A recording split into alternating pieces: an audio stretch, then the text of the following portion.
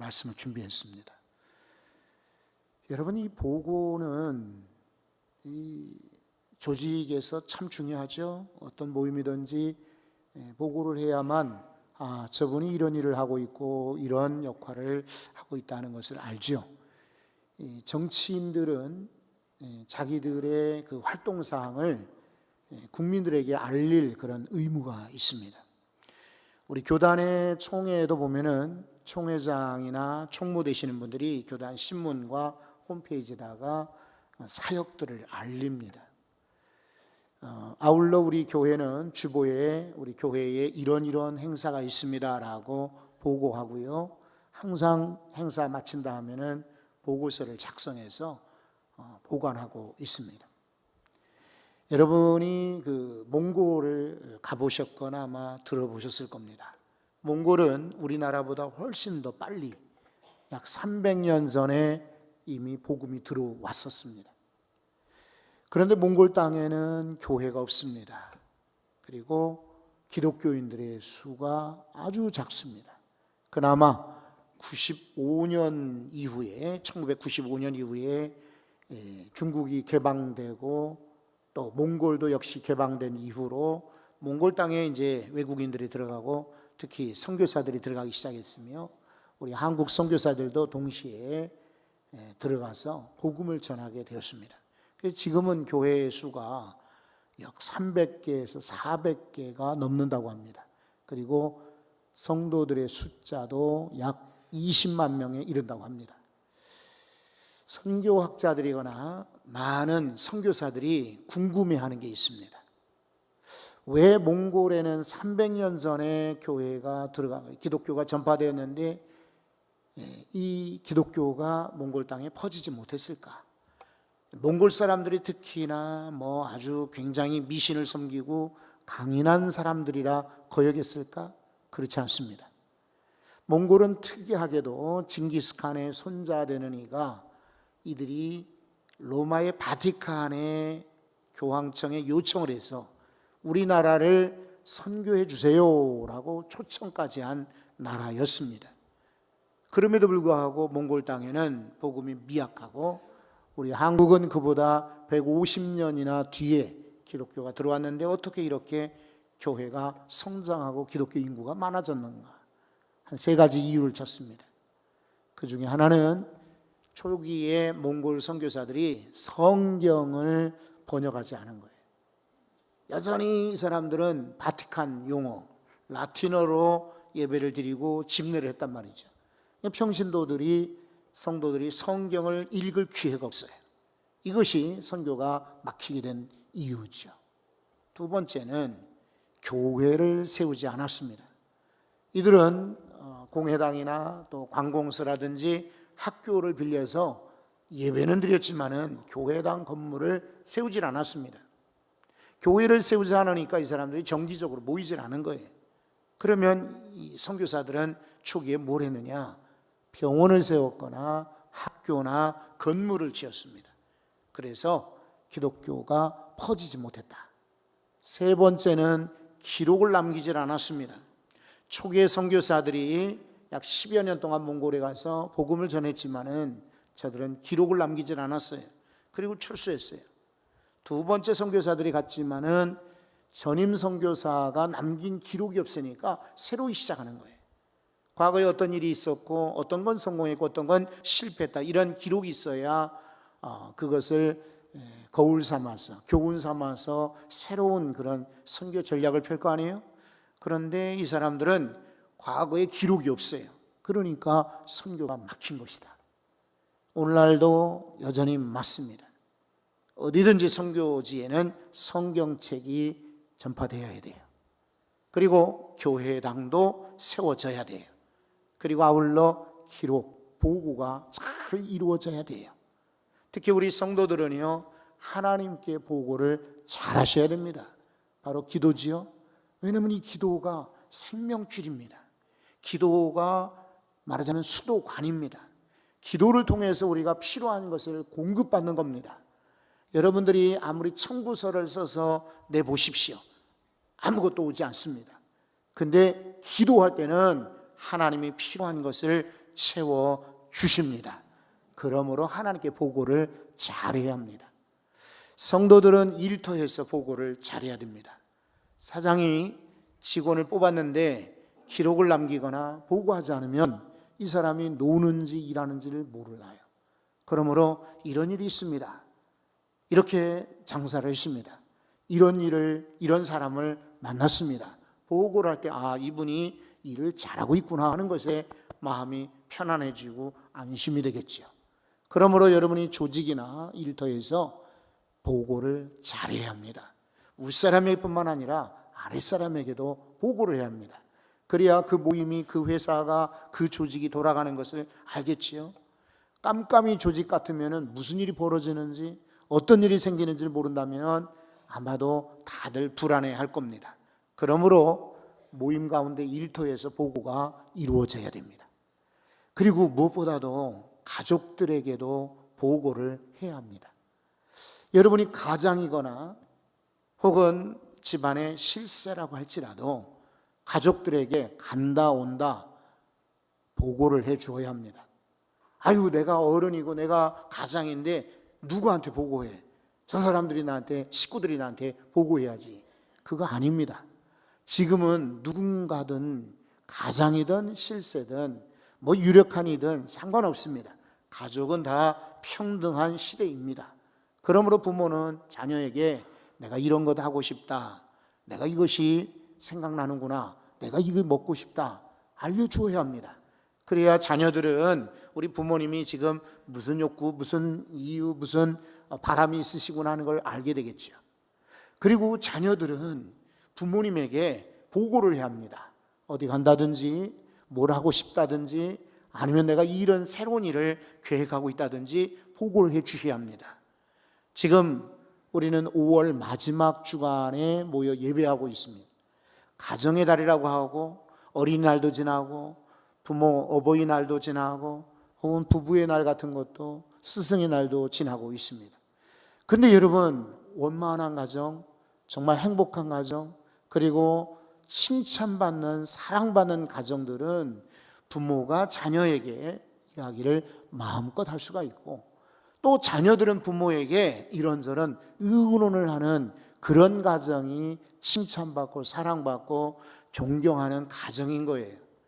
이 어버이날이 됐다고 선물 사드리고 맛있는 거 드십시다, 식당에 모시고 하고 돈 드리고 하는 것이 어른을 섬김이 아니라 어머니, 아버지, 엄마, 아빠, 나 이런 일이 있어요, 이런 계획이 있어요, 이거 서로 보고해야 돼요. 그래야만 부모님도 안심이 되고, 그리고 자녀들도 부모의 뜻을 알아서 그렇게 저렇게 아마 처우를 하실 거예요. 이와 같이 우리 가족들은 서로 보고가 이루어져야 돼요. 그 대신 성도 여러분들에게 하나 더 권면드리고 싶은 게 있어요. 여러분 가정이나 또 개인적으로 교회에 보고를 잘 하셔야 돼요. 어떤 분들은 그래요. 장례나 결혼이나 이사나 큰 일이 있는데도 불구하고 알리지 말라 그래요. 왜 그러냐면은 우리 목사님도 바쁘신데 이런 거 알릴 필요가 있나 그래요. 그리고 공연히 신경 쓰게 하기 싫다 이런 분도 계세요. 여러분, 그렇지 않습니다. 당사자야 그런 마음을 충분히 저는 이해하고 고맙게 여깁니다. 아무리 멀어도 어려운 일, 슬픈 일, 이런 일들은 서로 알리셔야 합니다. 그래서 교회에서 판단해서 여유가 되고 시간이 되고 갈만하면은 찾아가고, 그렇지 못한 경우는 추후에라도 인사하게 하는 것이지요. 그리고 그분은 괜찮을지 몰라도 주변의 가족들 한번 생각해 보세요. 우리 식구가 저렇게 교회 봉사하는데 장례 때 교회에서는, 결혼식 때에는, 이사할 때는, 잔치가 있는 때에도 아무도 찾아오는 사람이 없다, 이렇게 서운하게 생각할 것이고, 또 한편 생각할 때에 아이고 교회에서 이렇게 신경을 써주는구나 고맙게 생각하고, 결국은 나중에 전도의 기회가 되는 것입니다. 그래서 성도들은 교회에 보고하셔야 돼요. 또 한 가지요, 어떤 분들은 교회 이야기하면은 우리 가정의 비밀이 다 노출된다 걱정하는 분들이 계세요. 여러분, 저를 비롯해서 교회의 교역자들은요, 아예 신학생 때부터 그런데 훈련받았어요. 성도들에게 이야기 들은 것을 이거 좋은 얘기든 나쁜 이야기든 비밀로 해주세요 라고 한다면은 이거 이야기 안 하도록 훈련받은 사람들이에요. 그러니까 그거 걱정하지 마셔야 돼. 혹시라도 여러분들이 목사님이 내가 이야기하지 마세요 라고 이야기했는데 어디 가서 제가 전파한 거 혹시 들어보셨습니까? 아닙니다. 이건 아주 철저하게 철칙으로 아주 중요한 것으로 신학생 시절부터 목회 초년병 시절부터 익히 배우고 들어왔거든요. 그리고 마음속에 담아놓기 때문에 비밀로 해주세요 그러면은 비밀로 하는 거예요. 그러나 판단해서 이것은 교회에 알려서 같이 기도해야 되겠다는 것은 기도하지요. 그러므로 여러분들이 그런 것이 노출될까 봐 걱정되어서 말 안 한다? 이것은 오해니까 여러분 그런 부분에 오해 없으시기를 바라요. 자, 오늘 이 베드로 사도는요 선교 보고를 합니다. 원래 요바에 있었는데 어떤 사람들이 찾아왔어요. 우리 주인이 보내서 당신을 좀 불러오라고 합디다. 어떤 사람이 나를 찾아오? 로마의 백부장입니다. 더욱이 백부장은 이방인인데 왜 나를 찾소? 그런데 이미 베드로에게 하나님이 역사하신 적이 있어요. 환상을 보여주었거든요. 그리고는 먹지 못할 것, 그 유대인들이 부정하게 여기는 것을 보자기에 가득 담아가지고 이거 먹으라 하고 말한 적이 있어요. 베드로는 처음에는 이거 제가 거룩하지 못하니 먹을 수 없습니다. 어떻게 부정한 음식을 먹습니까? 잡아먹지 못하겠어요 라고 했지만은 하나님 말씀이 내가 거룩하다고 하는데 네가 속되다고 거절하느냐? 깜짝 놀라죠. 하나님이 거룩하다 먹으라 그러니까 예 알겠습니다 라고 대답했는데 그게 환상이었던 거죠. 그런데 문 밖에 사람들이 찾아와서 이방인인 로마 백부장이 초청한다니까 이래서 아마 하나님이 내게 환상을 보여줬나 보다.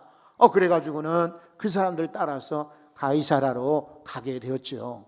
가이사라는 이스라엘의 중부 약간 북부 지역의 해안가에 있는 그런 도시지요. 이미 말씀드린 것처럼 헤롯 대왕이 이곳을 잘 정비해서 시골 항구였는데 큰 그런 항구로 확장시키고 이름도 가이사 항구라고 이름을 지어 붙였어요.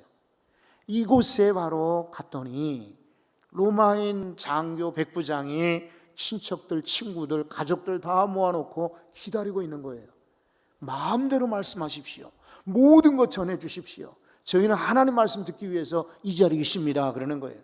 그래서 베드로가 거기서 설교를 했죠. 근데 설교할 때 성령이 그들에게 내렸던 거예요. 베드로도 깜짝 놀랐고 같이 갔더니도 어찌 이방인들에게도 우리와 같이 성령이 많은가 깜짝 놀랐어요. 근데 베드로는 역시 큰 인물이죠. 이 사람들에게 세례 주어야 되겠다. 그래서 세례를 주게 됩니다. 근데 이 일이 이제 예루살렘에 소문이 났습니다. 예루살렘 교회에서 벌컥 뒤집힙니다. 특히 아직도 유대인의 전통을 따르는 이들이 할례자들이라고 부르는데 이 사람들이 베드로를 부릅니다. 그리고 비난하는 거예요. 당신은 어찌하여서 이방인들에게 찾아갔느냐? 어찌 할례 받지 못한 사람들과 함께 식사했느냐? 이런 오해를 받게 되었고 이런 비난을 받게 되었을 때에 베드로가 여러분 내가 누구요? 나는 말이요 예수님의 수제자가 아닙니까? 이 예루살렘 교회에 내가 감독 아니요? 어찌 나에게 그렇게 얘기할 수 있어요? 이러면서 막 억압하거나 윽박지르거나 고리를 내세우지 않았습니다. 한번 여러분 4절을 한번 보시겠어요? 11장 4절 베드로가 그들에게 여러분 읽어주세요. 차례로 설명했다. 여러분 이 말은 풀어서 자세히 알렸다 이런 말이에요. 우리 성도들은 하나님께도 이렇게 자세히 차례대로 기도해야 돼요. 성도들은 회사에서나 가정에서나 교회 앞에 차례대로 자세히 설명을 해줘야 돼요. 사람들은 나랑 똑같지가 않아요. 나는 이렇게 생각하지만 저 사람은 저렇게 생각하고, 문화가 다르고 환경이 다르고 그리고 신앙의 정도가 달라요.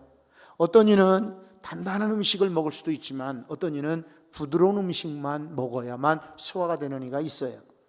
그래서 설명하지 않으면 오해가 벌어지고, 그리고 그런 오해가 나중에 증폭되면은 문제가, 갈등이 생기기도 합니다. 베드로는 천천히 풀어서 자세히 설명합니다. 이것이 베드로의 선교 보고입니다. 여기 한 4가지 보고한 내용을 찾아서 여러분과 함께 나누려고 합니다. 베드로는 무슨 이야기 했을까요? 자기가 첫째, 체험한 것을 전하고 있습니다. 신앙은 체험이지요.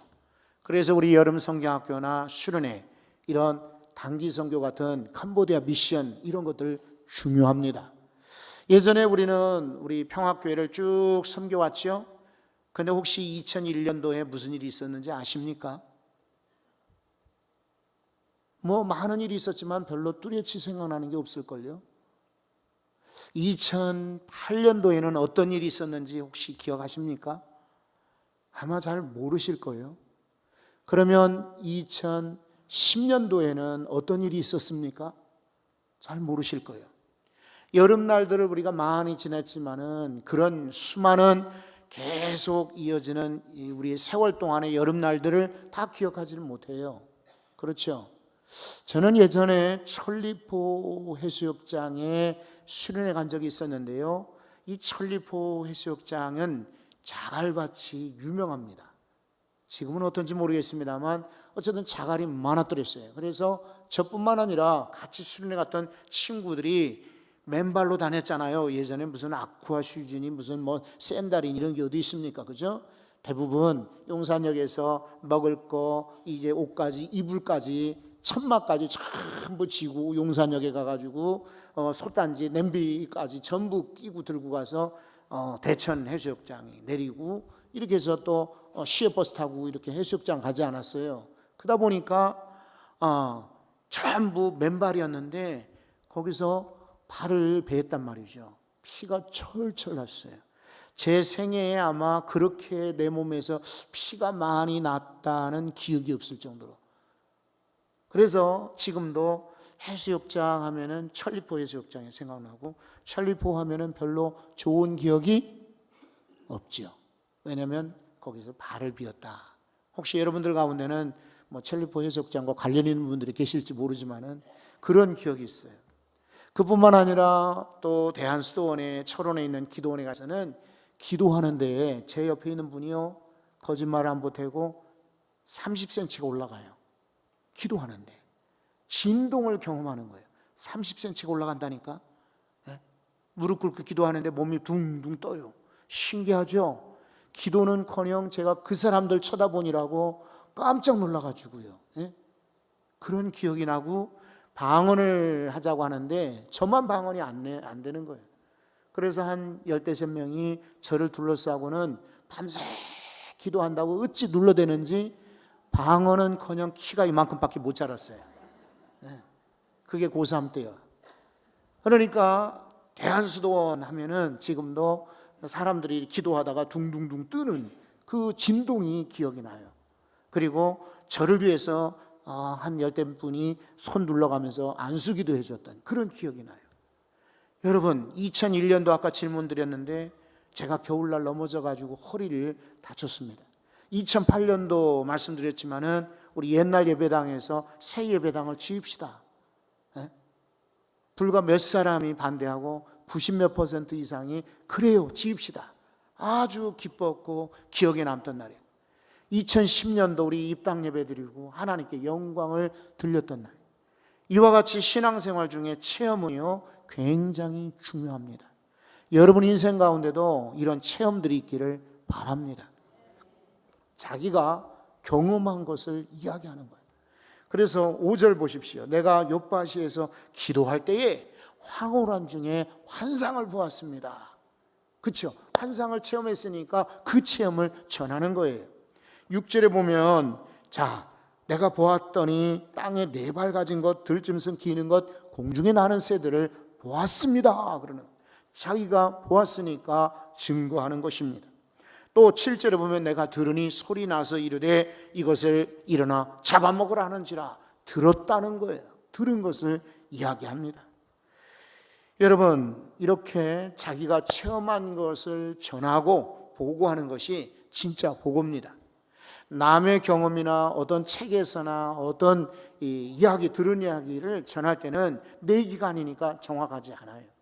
그러나 내가 체험한 것은 정확하죠. 여러분, 은혜를 체험하시기를 바랍니다.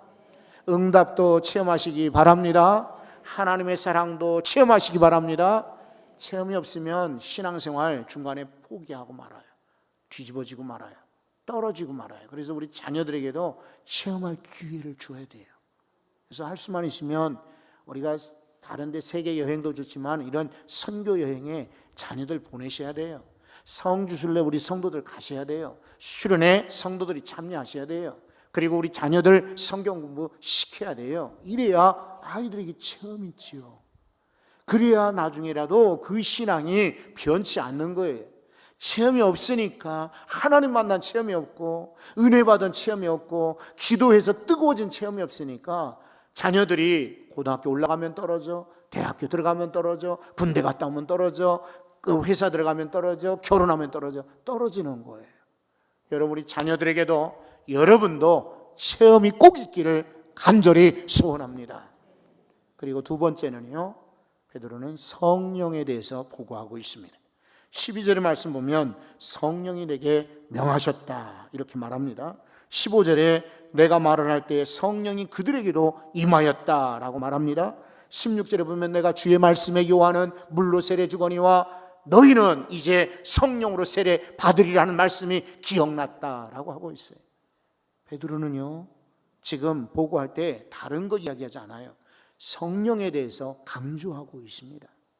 여러분, 이렇게 설교하고 혹은 증언하는 이 베드로는 어떤 사람이었습니까? 과거에 비겁한 사람이었죠.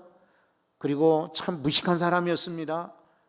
이 사람은 주님을 배반했습니다. 한 번도 아니고요, 3번이나 주님 몰라요 라고 사람들 앞에 부인했던 그런 인물입니다. 부활한 예수님 만나고도 여전히 옛생활로 고기잡이나 하러 갈까 했던 세속적인 그런 사람이었더랬습니다. 근데 지금은요, 성령의 사람이 되었어요. 지금은 예루살렘 교회 감독이 되었어요. 지금은 유명한 설교자가 되었어요. 앉아 일어나지 못하는 이도 고쳐주는 신유의 기적의 주인공이 되었어요. 이유가 뭡니까? 지금은 그렇게 학문 없이 무식한 사람이었는데 어떻게 그렇게 3,000명이 회개하고 5,000명이 죽게 돌아오는 유명한 설교를 하게 됩니까? 이유는 한 가지입니다. 성령을 경험했기 때문입니다. 지금도 마찬가지예요. 여러분 인생이 안 변해요? 우리 자녀가 안 변합니까? 교회가 안 변합니까? 성령의 역사하면은 변화되게 되어 있습니다. 여러분, 성령을 체험하시고 성령으로 변화되시기를 바랍니다. 그래야만 우리 인생도 달라져요. 우리 가정도 달라지고요, 우리 심령이 달라지고 교회도 변하는 것입니다. 성령의 체험, 성령을 보고하는 이들 되시기 바랍니다. 세 번째 베드로의 보고는요, 구원에 대해서 보고하고 있습니다. 여러분, 14절에 보면은 자, 시몬을 청하라 천사의 말입니다. 그가 바로 베드로 시몬을 말하죠. 너와 내 온 집이 구원받을 말씀을 내게 이룰 것이다. 고넬료에게 천사하는 말이 베드로를 불러라 이 말이에요. 다른 얘기하지 않고 아마 너와 네 집이 구원받을 말씀을 전할 것이다 라고 하는 거예요. 여러분, 바로 이 베드로 사도는 다른 것에 관심 있고 다른 것을 전하는 것이 아니라 구원에 대해서 관심 있고 구원을 전하고 있습니다. 디모데전서 2장 4절에 하나님은요, 모든 사람이 구원받는데 이르기를 원하며 그리고 하나님을 아는 지식으로 채워지기를 원하신다라고 말씀하고 있어요. 구원받는 것을 하나님이 원하신대. 그래서 우리 성도들은 베드로처럼 구원을 증거하셔야 돼요. 구원을 전파하셔야 돼요. 구원받는 역사를 전해야 돼요. 베드로 사도가 지금 이 예루살렘의 회중들 자기를 질문하고 비판하고 비난하는 이 사람들에게 고넬료를 만났더니 고넬료가 이렇게 생겼더라, 그 얘기 아니에요. 고넬료의 집에 아주 근사하게 며칠 머물렀는데 음식이 많더라, 그런 거 아니었어요. 고넬료의 집은 가이사라 저 언덕배기에 있었는데 그 집의 마당이 크고, 그리고는 역시 로마 장교니까 틀리더란 말이죠. 지중해가 파란 바다가 앞에 쫙 펼쳐지고 보이는데 그리로 서쪽이니까 해가 뚝 떨어지는데 석양이 그렇게 멋있을 수가 없더라. 여러분, 베드로가 지금 그 얘기하지 않습니다. 사람, 환경, 집, 자연 천만에요. 베드로의 오직 관심은 영혼 구원에 있습니다.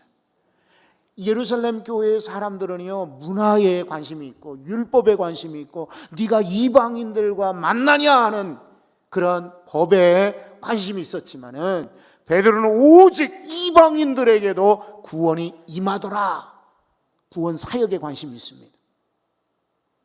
저는 설교 중에 제 얘기하는 게 정말 조심스럽고 두렵고 때로는 저는 이렇게 자제해야 된다고 생각이 돼요. 그래도 한번 이 일을 하고 들어주세요. 정말 사람들이 어떻게 생겼느냐, 제게는요 별로 관심 없어요.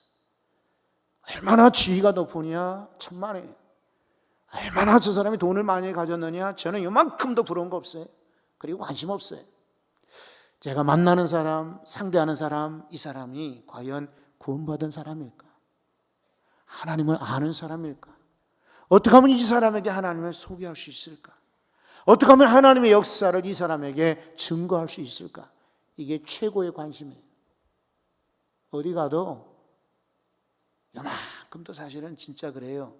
성도 여러분들이 사랑을 많이 해주시고 사실은 여러분들이 든든한 배경이 돼서 그렇지요. 그렇지만은 누구 부러운 사람도 없고 대단히 이렇게 막 그렇다고 제가 교만하거나 다른 사람을 절대로 아래로 내려보거나 무시하는 그런 사람은 아닙니다. 하지만 제일 관심사항은 그래요. 저가 어떤 직업을 가졌느냐, 저가 어떤 사람이냐, 어떤 배경 가졌느냐, 이게 중요한 게 아니라 구원받은 사람인가, 구원받은 사람인가. 여러분 인생을 사시면서 많은 사람 보실 거예요. 만나실 거예요. 그때마다 저와 동일한 마음이 있으시기 바래요. 왜냐하면 하나님이 가장 원하시는 것은 모든 사람이 구원에 이르기를 원하신다 그랬거든요. 진리 아는 데에 이르기를 원하신다 그랬거든요. 진리가 무엇입니까? 구원의 진리지요.